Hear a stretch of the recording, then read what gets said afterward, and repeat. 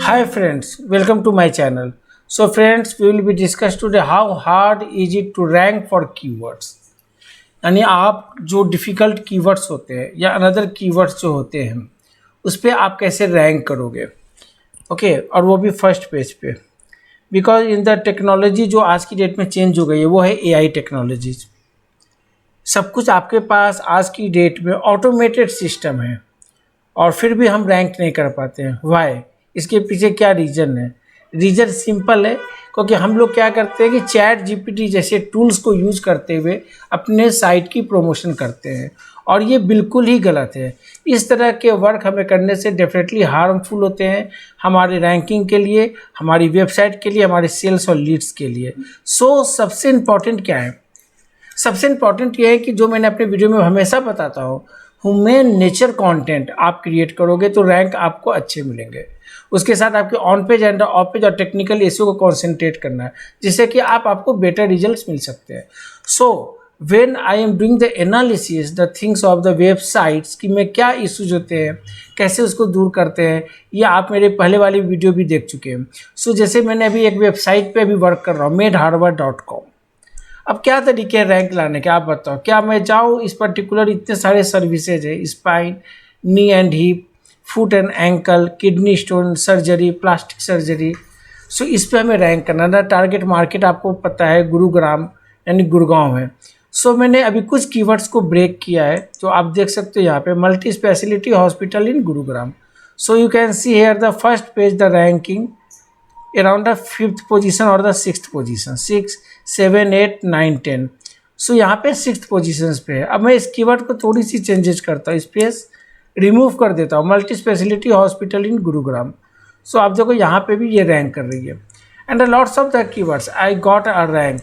कि रीजन क्या है? अब जैसे किडनी स्टोन सर्जरी है, लेजर स्किन केयर है, फिजियोथेरेपी है, कैंसर केयर रिहैबिलाइजेशन है। बहुत बड़ा ये कीवर्ड है यहाँ पे, कैंसर केयर रिहैबिलाइजेशन।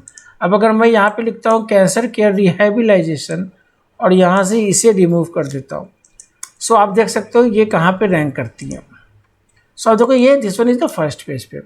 सो कहने का मतलब है what is the reason behind to get a good ranking on the Google. इसके पीछे क्या रीजन हो सकते हैं? सो फ्रेंड, सबसे पहले आप एक स्टैटिस्टिक्स तो समझ लो, जो आपको समझना ज़रूरी है। देखो ये हमारे माइंड में बैठी होती है कि हमारे बहुत ज़्यादा ट्रैफिक वाली कीवर्ड से है, हम प्रमोट नहीं कर सकते या रिजल्ट्स नहीं आ सकते। ऐसा कुछ भी नहीं है। आपको दो चीज़ों पे ध्यान रखना है, लेकिन उसके पहले मैं एक स्टैटिस्टिक्स आपको दिखाता हूँ, राइट? तो वो स्टैटिस्टिक्स क्या है? So these are the statistics. आप देख लो, less than 1% of the searchers click on the second page of Google results.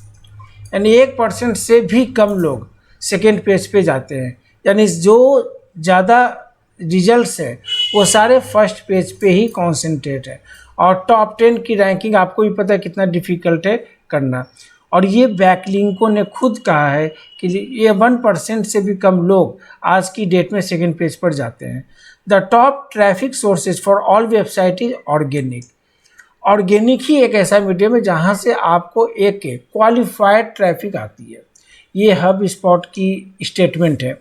Long tail keywords make up the vast majority of all Google searches. So आप जान लो आज की date में voice search का ज़माना है, तो आप सोचो कि लॉन्ग टेल कीवर्ड्स कितना ज़्यादा इम्पैक्ट कर रही है आज की डेट में सर्च पे। And the last 88% of marketers who already invest in SEO plan to allocate more or maintain the same amount in 2023। ये हब स्पॉट की स्टेटमेंट है।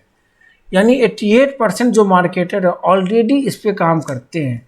अब सोचो कि यहाँ पे कितना क्वालिफाइड ट्रैफिक ला सकते हैं अगर आप ऑर्गेनिक SEO करते हो तो। कितने ज़्यादा कीवर्ड्स आप यहाँ पे ब्रेक कर सकते हो, वो मैंने आपको स्टेटमेंट यहाँ पे दिखा दी है। अब आपको यहाँ पे मैंने रैंक कुछ कीवर्ड्स की भी दिखा दी है। अब बात आती है कि हार्ड कीवर्ड हो या लेस देर आपका लो कि मिड लेवल कंपटीशन हो या लो कंपटीशन कीवर्ड हो, उसके क्यों होते हैं, क्यों नहीं रैंक कर पाते हैं, और अगर रैंक कर गए तो क्यों डाउन हो जाती है? कभी सोचा आपने? नहीं। इसके पीछे रीज़न ये कि आपकी स्ट्रैटेजी वैसी नहीं जैसा आपको बनाना था, राइट? तो मैं आपको 10 पॉइंट में जो आपको बताना चाहूँगा कि आप अगर ये 10 पॉइंट को आप कॉन्सेंट्रेट करके समझ सकते हो तो आप कभी भी फेल नहीं होगे रैंक करने में। फर्स्ट है कंपटीशन लेवल। किसी भी कीवर्ड रिसर्च जब आप करते हो तो आपको ये देखना है कि इसमें कितना ज़्यादा कंपटीशन है। अब आप मान लो कि रियल इस्टेट इन दिल्ली या रियल इस्टेट नोएडा इस तरीके के कीवर्ड्स पर रैंक चाहते हो तो आपको पता है कि इसमें सर्चेस 10,000 पर मंथ की हैं एवरेज सर्चिंग। तो सोचो कितनी ज़्यादा कॉम्पिटेटिव कीवर्ड्स है। अब ऐसे कीवर्ड्स को ब्रेक करने के लिए क्या आपको लगता है कि सिर्फ कीवर्ड्स पे वर्क करना है? आपको कीवर्ड्स के साथ साथ आपके कॉम्पिटिटर के वेबसाइट को भी एनालिसिस करना है और आपको ब्रांडिंग पे भी वर्क करना है, तभी इस तरह के कीवर्ड्स को आप ब्रेक कर सकते हो। मैंने लिखा ranking for the keyword depends on how many other websites are also targeting the same keywords. Higher competition make it harder to rank. तो ये सोचने वाली बात है कि आपको किस तरह के कॉम्पिटिशन से आप गेम प्ले कर रहे हो, यानी कि आप कैसे उनको बीट करने की कोशिश कर रहे हो। आपको कस्टमर को यानी कि कॉम्पिटिटर प्लस द कस्टमर होते हैं उनको समझने की ज़रूरत है। अगर आप उनके डेटा को समझ जाते हो तो definitely you can get better results in the Google. Second, keyword relevance. सबसे प्रॉब्लम आती है लोग कीवर्ड्स को रिसर्च नहीं कर पाते सही तरीके से कि एक्चुअली में उनका टारगेट मार्केट क्या है, किस तरह के कीवर्ड्स को अप्रोच करें जिससे कि लीड्स कन्वर्ट हो, सेल्स कन्वर्ट हो। तो सबसे इंपॉर्टेंट है कीवर्ड रिसर्च। आप कीवर्ड्स को कितना बेटर अंडरस्टैंड करते हो ये आपको सोचने की ज़रूरत है, राइट। थर्ड, कंटेंट की क्वालिटी। तो ये these are the very common 10 factors जो मैं यहाँ पे बता रहा हूँ, वेरी कॉमन फैक्टर, और इसी पे लोग ध्यान नहीं देते और उनकी रैंक स्लैप कर जाती है। फिर कहेंगे रैंक स्लैप करके क्या करें? कुछ भी करने की ज़रूरत नहीं है। आपको अपने साइट के ऑन पेज आप जो प्रमोट कर रहे हो कीवर्ड्स उसको देखने की ज़रूरत है। आपने क्या प्रमोशन स्ट्रैटेजी यूज़ की उसको देखने की ज़रूरत है। So content quality is a big role for the promotion. High quality informative content tends to the rank better. Creating valuable content improves your chances of ranking for keywords. आपको सोचने की ज़रूरत है कि एक्चुअली में यूजर्स, ये एक audience क्या सोचता है जब वो सर्च पे आता है। आपको उस तरह की कीवर्ड्स को एनालिसिस करने हैं और then according to the content की प्रिपरेशन करनी है, राइट, तभी आप रैंक कर पाओगे। बैकलिंक प्रोफाइल, क्वालिटी बैकलिंक्स बनाओगे ना, you can get a better results. ऐसा नहीं है कि आपने बिल्कुल एक कीवर्ड्स को कैच किया और स्टार्ट हो गए, नहीं। देखो मैंने बहुत सारी ऐसी वीडियोज बनाए जिसे मैंने बिल्कुल स्टेप बाय स्टेप बताने की कोशिश की है। आप बैकलिंक कैसे फाइंड आउट करोगे, कैसे बनाओगे, कितनी परसेंटेज चाहिए, कितना एक्यूरेसी चाहिए, कितना परसेंट आप ब्रांड के लिए यूज़ करोगे, कीवर्ड्स के लिए यूज़ करोगे। सो अगर इन कॉन्सेप्ट को आप समझते हो तो बेटर आपकी बैकलिंक्स यहाँ पे बन सकते हैं और आप समझ भी सकते हो। ऑथोरिटी, वेबसाइट की ऑथोरिटी अगर आप इंक्रीज करते हो वो कैसे होंगे? आपके ऑन पेज एक्टिविटी, आपकी टेक्निकल से, आपकी ऑफ पेज एक्टिविटी से, आपकी रिस्पॉन्सिव होनी चाहिए, आपकी साइट फास्ट ओपन होने चाहिए और तभी उसमें एक ऑथोरिटी गूगल जनरेट करता है। ये ऑथोरिटी ऐसी नहीं है कि आपको 10 दिन या और 1 महीने के अंदर मिलेंगे। It will be take time around 9 to 1 year और अंडर 1.5 years लगते हैं। लोग कहते हैं कि यार 3 महीने में मैं करा दूंगा रैंकिंग, डोमेन आपकी मैं ऑथोरिटी कर दूंगा। वैसे काम करने से क्या फ़ायदा कि आपकी ऑथोरिटी 50+ हो और ट्रैफिक 0 हो। यूजर एक्सपीरियंस, आज की डेट में जब भी आप यूजर एक्सपीरियंस की बात करते हो उसमें सबसे इंपॉर्टेंट फैक्टर है design and plus speed, mobile responsive, friendliness and easy navigation, यानी कि आपकी साइट बिल्कुल प्रॉपर तरीके से मोबाइल पे ओपन हो जानी चाहिए जिससे कि कस्टमर को वेट ना करना पड़े जब आप वो उसके अकॉर्डिंग वो सर्च करते हैं।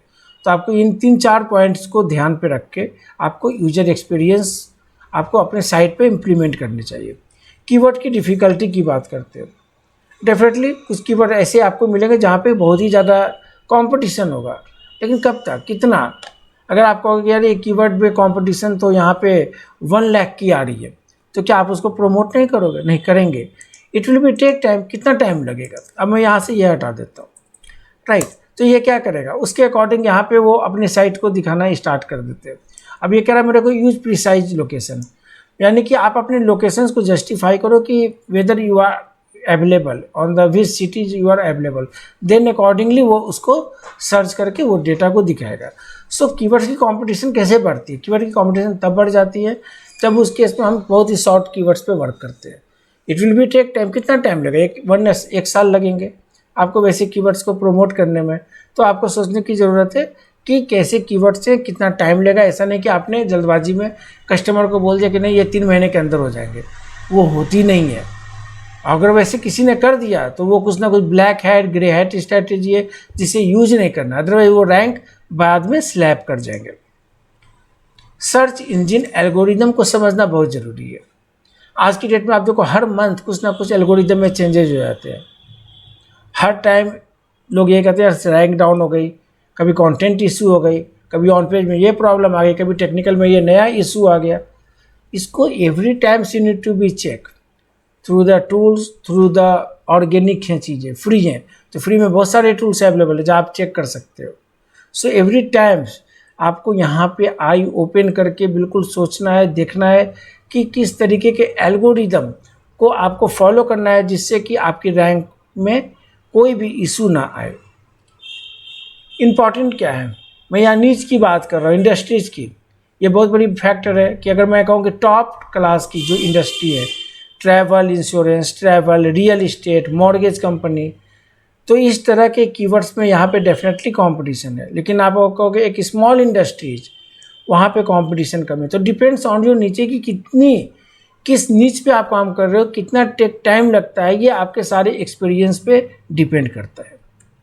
कंसिस्टेंसी एंड परसिस्टेंस, देखिए किसी भी कीवर्ड को प्रमोट करने के लिए अगर आप ये बना लेते हो कि आपको एक पेशेंस की ज़रूरत है, ये नहीं कि आपने 100 ऑफ द बैकलिंक्स क्रिएट कर दिए उस पर्टिकुलर पेज के लिए, वो करने का क्या बेनिफिट्स है।